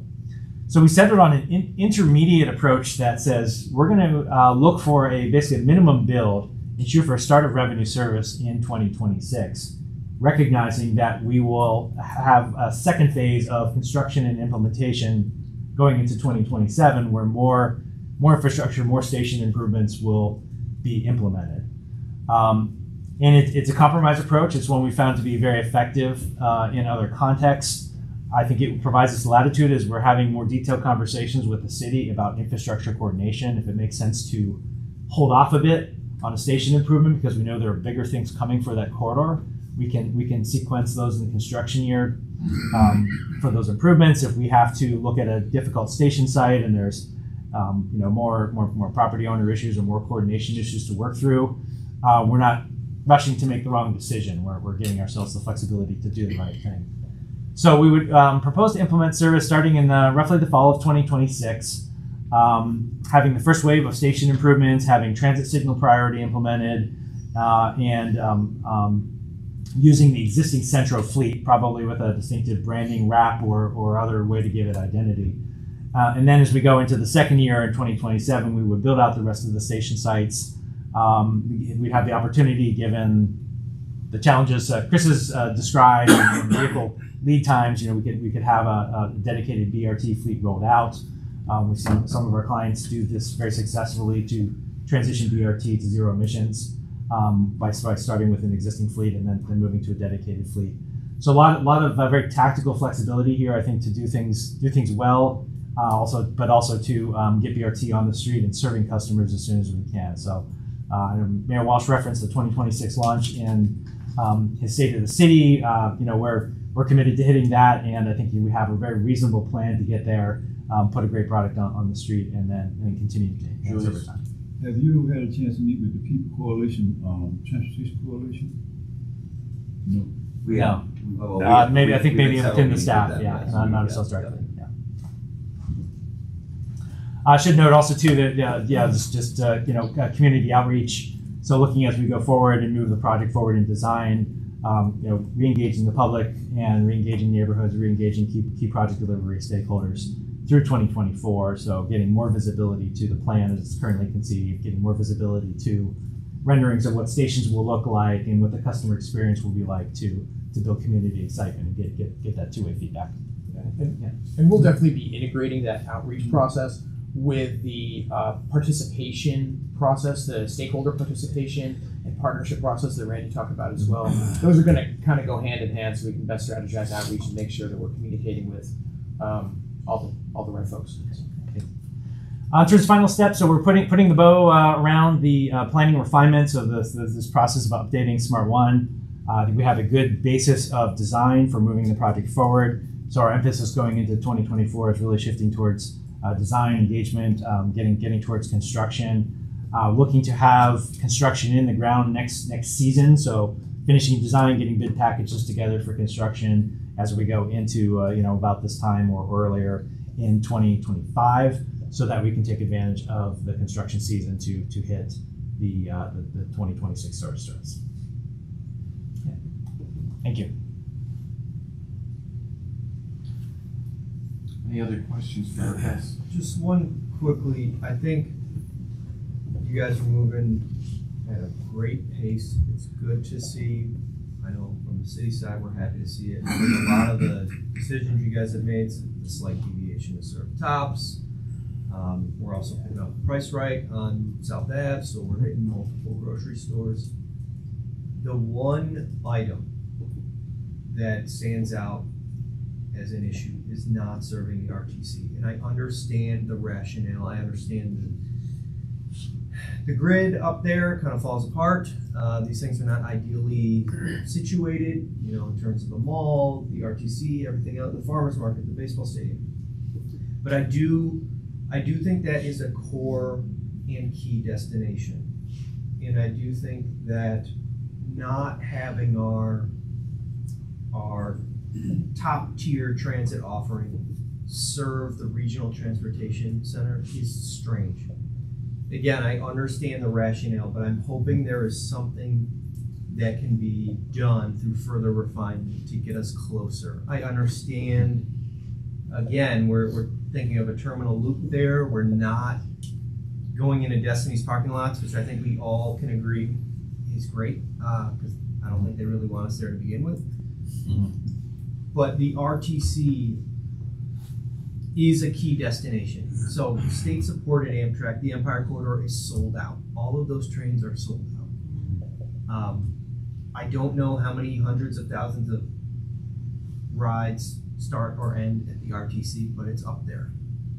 Not serving that area is strange. So again, I'm bringing this out now to really encourage the team to think creatively. And I'm not saying that you haven't done that already. I know a lot of work and consternation has gone into putting what to us appears to just be lines on a map. I understand it's not just that.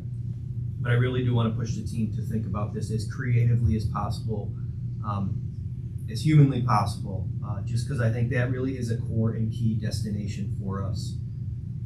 And I'll step off my soapbox because I am more than pleased with 99.9% of what's going on with BRT. It's great, and I'm happy to see this. Also, thank you for coming in and presenting. I wasn't planning on just, skewering you guys. No. Steve, maybe. Our existing service will provide, the other service will provide half-hour service at the RTC. I know it's not part of the BRT, and I get the disconnect there, but it would be served every half hour. And with, we'll take a look at it. I mean, maybe we can, the scheduling with Amtrak, as you know, Amtrak does not keep sometimes a very timely schedule. It's CSX. It's a difficult challenge to ensure. Like, if I were to say, listen, maybe we can coordinate when the trains arrive, that will fall apart. Yeah. So we'll look at it. I understand. I appreciate it. It's kind of like you have pulses of activity up there, right? Yeah. You have a baseball game. You have the farmers market. You have the trains rolling. Yep. But appreciate it and understand as well. Very good. Nice Thank job. you. Good time. Good job, guys.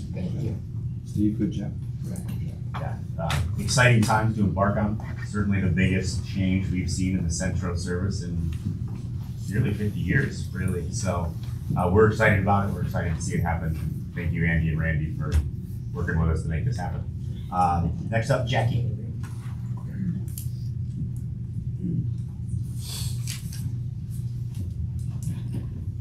Good morning again.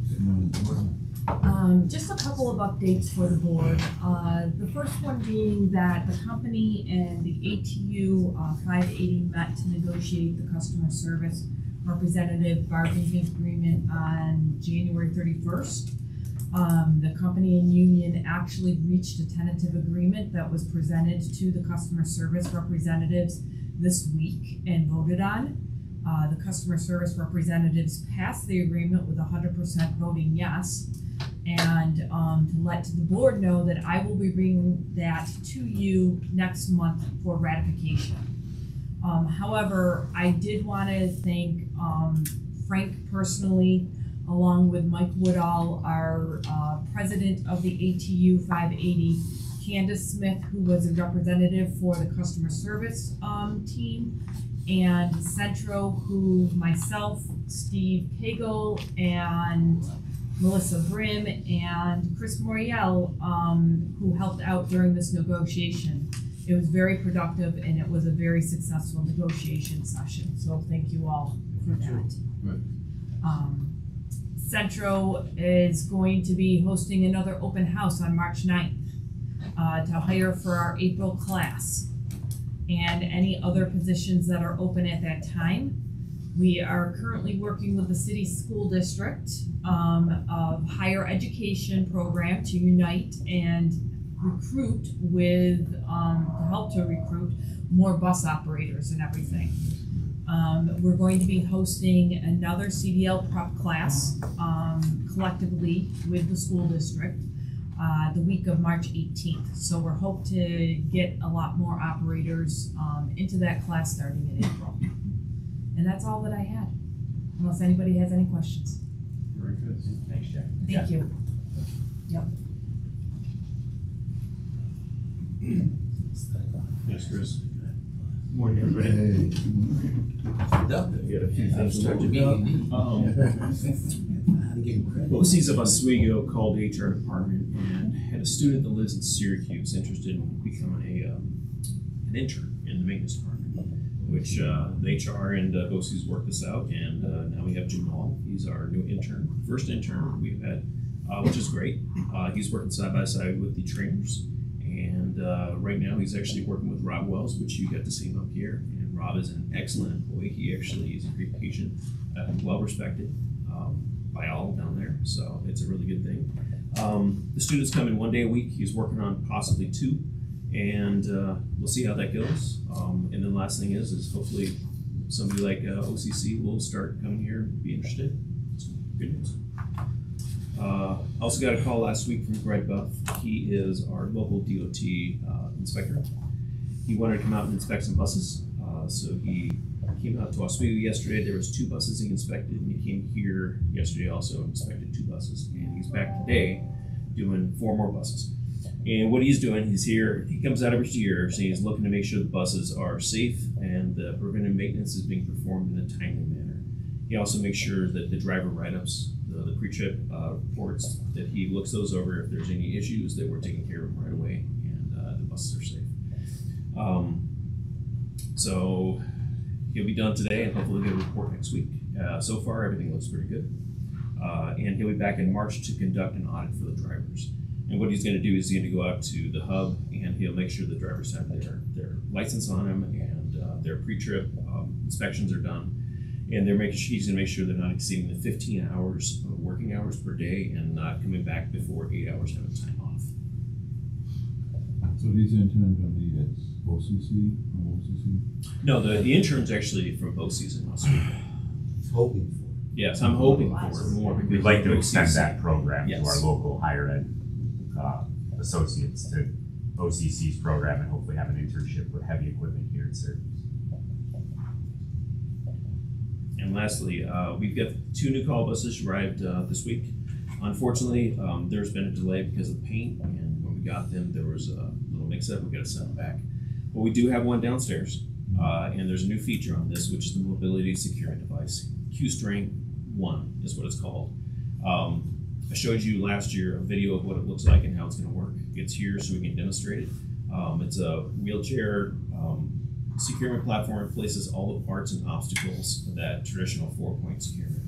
It simplifies the platform. Like you're saying, it takes a while to get somebody locked down. So this here is supposed to take like 30, 40 seconds, and you're good. That's right. That's right. You do that. We will hold it. It's to standards. Tim and Josh will be down there. Yeah, it's an easier securement process that's actually already has everything built into the floor. So the driver would just connect the 4 points and hit a button, and it'll actually lock them in instead of the hand crank on the units. And that is so much better because not everybody has the same hand strength. Yeah, so So the it bus is- adjusts and does things. So it's, Yep. The bus is downstairs. You got to get someone to come down and see it. You can check it out. Yeah.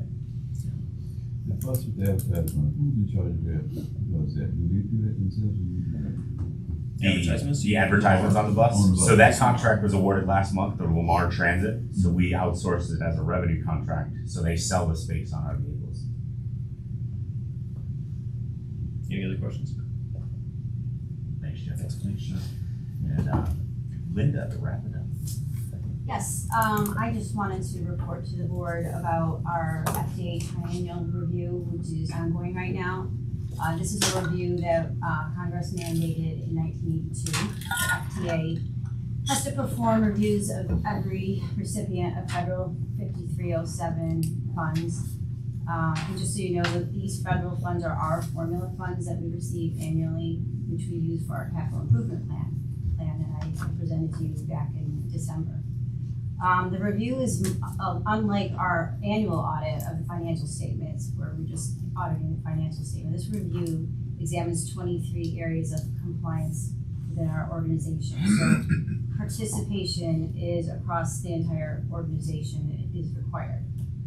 The FTA contractor will review and examine performance and adherence to our FDA requirements and policies. And the review includes areas, I'm sorry, I just lost my notes. Hang on.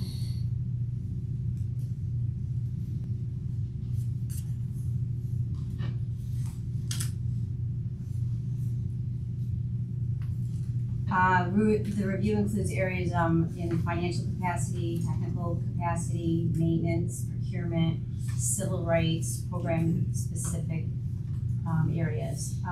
They conduct the review, and they have an annual workshop that the FTA puts on for grantees to assist participating staff in the reviews. So we had about 9 staff members across several departments that have been attending the in-person workshops, and they're also many virtual. Some of them are this month and next month. For this review, Tara Spraker's heading up the current review as Director of Capital Programming. Tara collaborates with every department, coordinating the requested information and documents. The review begins with them requesting all this information from us, which is what everybody's been doing over the past month, collecting the documents, the information. This all is due by February 29th. The documentation will then be reviewed, follow-up questions might be asked, and more documentation might be required. We are expecting a virtual visit at the beginning of June, 4th to the 6th, and then the final report will come sometime after that. So a lot of work on the part of a lot of staff members throughout the organization. I want to thank Tara and everybody who's participating right now in the training and the review process for your commitment and your timely responses for the requested information. In the time that I've been here, we've been through 8 of these reviews. So it's kind of aging me, but starting in 2005, we have had 6 reviews with no deficiencies to the final report. I will say E.J. Moses was the coordinator of this report for many of those years. He's not here today, is he? He's remote downstairs. Oh, okay. So good job. He's our expert in the area.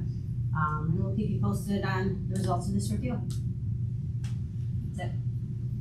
And this report is certainly something we utilize and talk with our elected officials. You know, when we're asking for additional funding and grant funding, that we've gone 18 consecutive years with no deficiencies. So when they're looking at how we're maintaining our facilities and our fleets, this is a true testimony of how good our frontline folks, our maintenance guys are maintaining our buses, our buildings and grounds guys are maintaining our facility.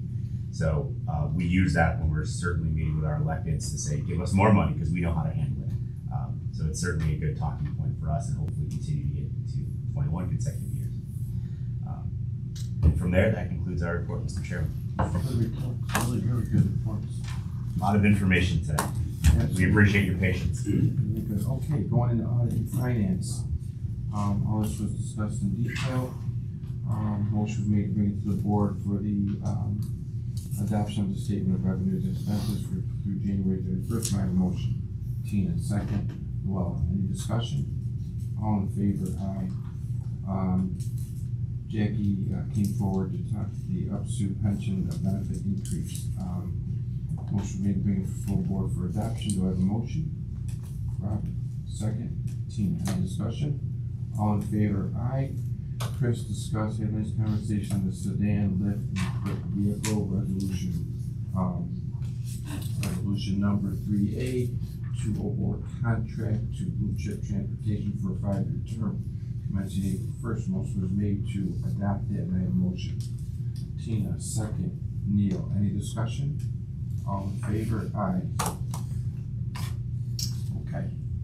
That concludes audit and finance, old business, future business. I want to just give an update on the position. I've been working with Jackie, the CEO position, finalizing a request for proposal for firms to be the search firm, and that will have more update on that at the next meeting. There's a few of you that I asked to help participate. If you can wait after the meeting, I'd appreciate you to have a little conversation. Yes, Julius? Yeah, since this is Black History Month, I'll be brief with this. The Ezekiel chapter 120 given a scholarship award for students. I'll be sending this to you and you'll take a look at it. Yes. You know, just help these students who graduate from school, maybe a scholarship that can be given somewhere like maybe up to $600 or more for the student. Wow. And just take a look at it and see. Great. Good to see that. Thank you. Anybody else have any comment? At this point, I need a motion for an executive session to seek advice from counsel. I have a motion, Tina. Second, Luella. Any discussion? All in favor, aye. Ken, Melissa, Caitlin, and Linda, stay back. Thank you. Thank you. Enjoy and hope you guys have a great warm weekend.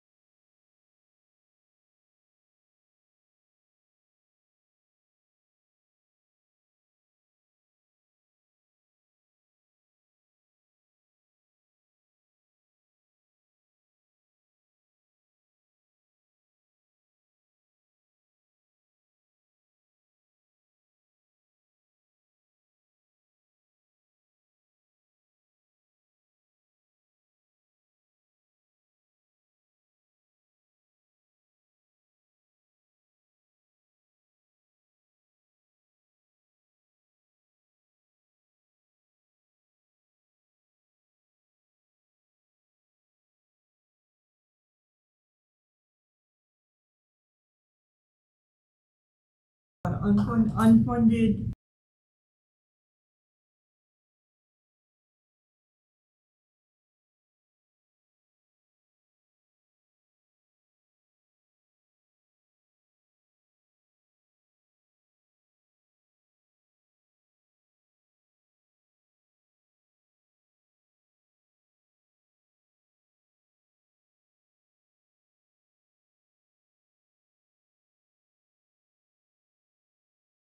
Executive committee, no action was taken. We are adjourned. Have a good weekend. Thank you. Okay, Tony Marti.